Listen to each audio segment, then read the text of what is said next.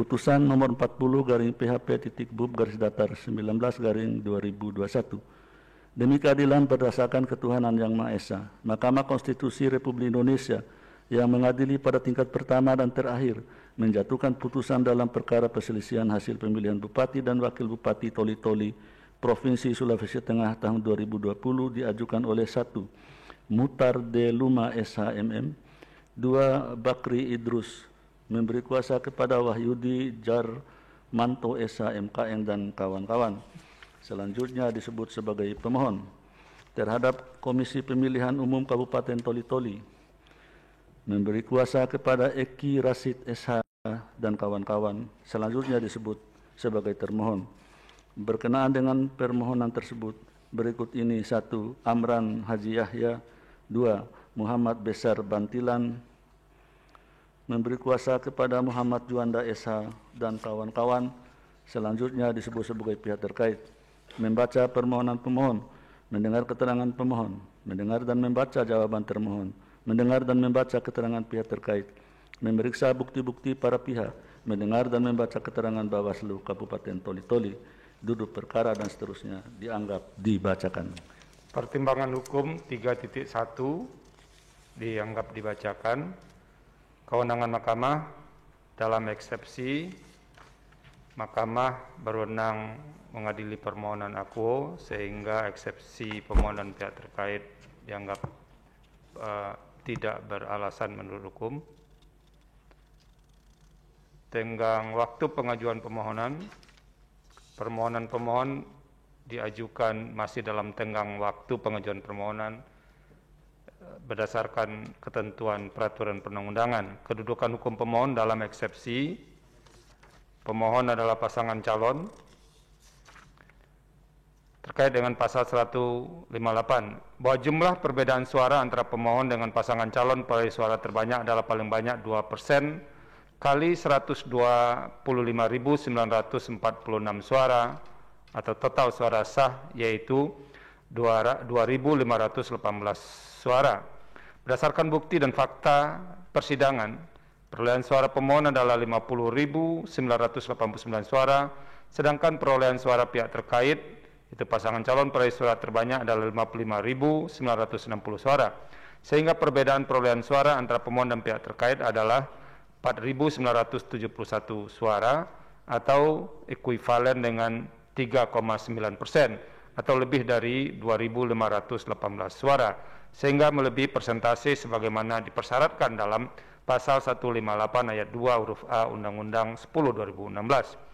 Bahwa berkenaan dengan tidak terpenuhnya ketentuan pasal 158 ayat 2 huruf A Undang-Undang Akuo, pemohon mendalilkan telah terjadi pelanggaran administratif dan pelanggaran yang bersifat terstruktur, sistematis, dan masif, yang pada pokoknya antara lain meliputi: 1. Adanya campur tangan Bupati Petahana untuk memenangkan anak kandung yang maju sebagai calon wakil bupati dari pasangan calon yang menang nomor urut 3, yaitu dengan memutasi camat di Dampal Utara dan Dampal Selatan, di mana kedua camat tersebut memiliki hubungan saudara dengan calon bupati nomor urut 3.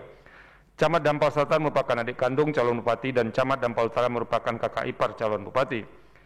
2, 3, 4, dan 5 dianggap dibacakan. Bahwa terhadap dalil pemohon demikian, Mahkamah telah mendengarkan jawaban termohon, keterangan pihak terkait, serta keterangan Bawaslu Kota Palu, baik secara tertulis maupun lisan di persidangan, berkenaan dengan persoalan di atas. Bahwa setelah mencermati dalil pemohon, jawaban termohon, keterangan pihak terkait, keterangan Bawaslu Kabupaten Toli-Toli, itu tadi ada Palu ya, coba dicek lagi. Toli-Toli beserta alat bukti yang diajukan masing-masing pihak, Mahkamah berpendapat: 1. Bahwa berkenaan dengan dalil pemohon mengenai adanya campur tangan Bupati Petahana untuk memenangkan anak kandungnya yang maju sebagai calon wakil bupati dan pasangan calon yang menang dengan mutasi camat Dampal Utara dan Dampal Selatan berdasarkan pasal 71 ayat 2 Undang-Undang nomor 20 tahun 2016 menyatakan gubernur atau wakil gubernur, bupati atau wakil bupati, dan wali kota atau wakil wali kota dilarang melakukan pergantian pejabat 6 bulan sebelum tanggal penetapan pasangan calon sampai dengan berakhir masa jabatan kecuali terdapat persetujuan tertulis dari Menteri. Adapun keputusan Bupati Toli-Toli nomor 821.31 dan seterusnya tentang pengangkatan kembali atau pengukuhan pengangkatan dari jabatan administrator di lingkungan pemerintah Kabupaten Toli-Toli tertanggal 13 September 2019, vide bukti P7. Sementara tanggal penetapan pasangan calon yaitu 23 September 2020, vide bukti P3 sama dengan bukti T29 sama dengan bukti PT2. Artinya mutasi camat Dampal Utara, Dampal Selatan jauh sebelum tanggal penetapan pasangan calon. Angka 2, angka 3, angka 4, angka 5 dianggap dibacakan.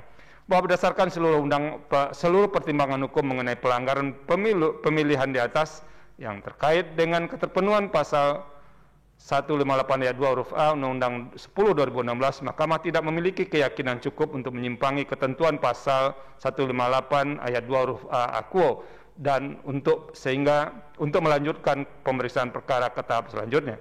Menimbang bahwa berdasarkan pertimbangan hukum di atas, Mahkamah berpendapat bahwa meskipun permohonan yang diajukan merupakan kewenangan Mahkamah, pemohon diajukan masih dalam tenggang waktu pengajuan permohonan, dan pemohon adalah pasangan Bupati dan Wakil Bupati dalam pemilihan Bupati dan Wakil Bupati Toli-Toli tahun 2020, namun pemohon tidak memenuhi ketentuan persyaratan sebagaimana dimaksud dalam pasal 158 ayat 2 huruf A Undang-Undang 10/2016. Dengan demikian, menurut Mahkamah, eksepsi para pihak mengenai kedudukan hukum, yaitu eksepsi bahwa pemohon tidak memenuhi ketentuan pasal 158 ayat 2 adalah beralasan menurut hukum. Menimbang bahwa oleh karena eksepsi termohon dari sisi pihak terkait mengenai kedudukan hukum, pemohon beralasan menurut hukum, maka eksepsi lain dari termohon dan pihak terkait serta pokok permohonan pemohon tidak dipertimbangkan. Menimbang bahwa terhadap hal-hal lain yang berkaitan dengan permohonan Akuo tidak dipertimbangkan lebih lanjut karena menurut Mahkamah tidak ada relevansinya dan oleh karenanya harus dinyatakan pula tidak beralasan menurut hukum. Konklusi, berdasarkan penilaian atas fakta dan hukum sebagaimana diuraikan di atas, Mahkamah berkesimpulan: 1. Eksepsi termohon dan pihak terkait mengenai kewenangan Mahkamah tidak beralasan menurut hukum. 2. Mahkamah berwenang memeriksa dan mengadili permohonan Akuo. 3. Permohonan pemohon diajukan masih dalam tenggang waktu yang ditentukan peraturan perundang-undangan. Eksepsi termohon dan eksepsi pihak terkait mengenai kedudukan hukum pemohon beralasan menurut hukum. 5. Pemohon tidak memiliki kedudukan hukum untuk mengajukan permohonan Akuo. 6. Eksepsi lain dari termohon dan pihak terkait serta pokok permohonan tidak dipertimbangkan lebih lanjut. Berdasarkan Undang-Undang Nomor 24 Tahun 2003 tentang Mahkamah Konstitusi dan seterusnya, amar putusan mengadili dalam eksepsi 1. Menyatakan eksepsi termohon dan eksepsi pihak terkait mengenai kedudukan hukum pemohon beralasan menurut hukum. 2. Menyatakan pemohon tidak memiliki kedudukan hukum. Dalam pokok permohonan, menyatakan permohonan pemohon tidak dapat diterima.